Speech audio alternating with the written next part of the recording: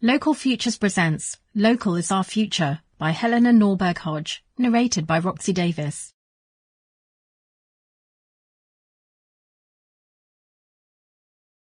Chapter 1. Reclaiming the Future. For our species to have a future, it must be local. The good news is that the path to such a future is already being forged.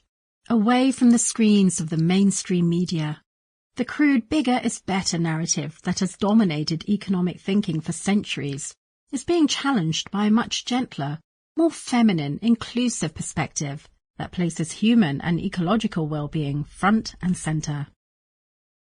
People are coming to recognise that connection, both to others and to nature herself, is the wellspring of human happiness.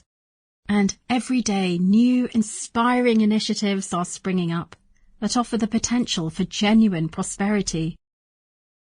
At the same time, there is a growing awareness, from the grassroots to academia, that the real economy is the natural world on which we ultimately depend for all of our needs. Only when we embrace a structural shift in the current economy, away from dependence on a corporate-run global marketplace, towards diversified local systems, will we be able to live in a way that reflects this understanding. Tragically, our political and business leaders remain blind to these and other realities. They are taking us down a different path, one where biotechnology will feed the world, the internet will enable global cooperation, and robots will free people from the drudgery of physical and mental effort.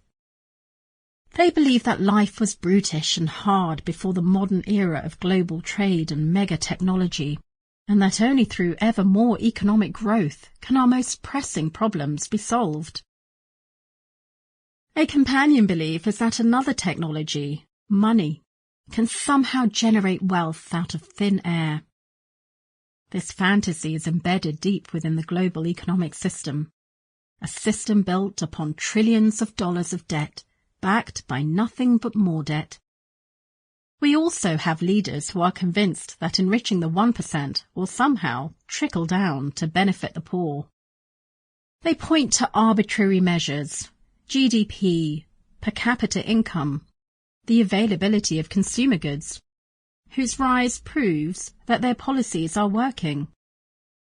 But the reality is that the rich have gotten richer than ever, while the majority must work harder and faster just to provide their families with shelter, education and medical care. The path of progress through technology that was supposed to save us time has, ironically, succeeded in robbing us of our time. We all must work at the speed of the available technology. This is leaving people ever more stressed and taking a tremendous toll on our connection to others, to the natural world, and even to ourselves.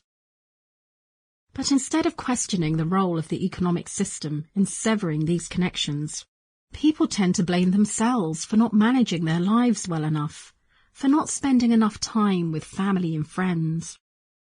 In addition to feeling guilty, we often end up feeling isolated because the ever more fleeting and shallow nature of our social encounters with others fuels a show-off culture in which love and affirmation are sought through such superficial means as plastic surgery, designer clothes, and Facebook likes.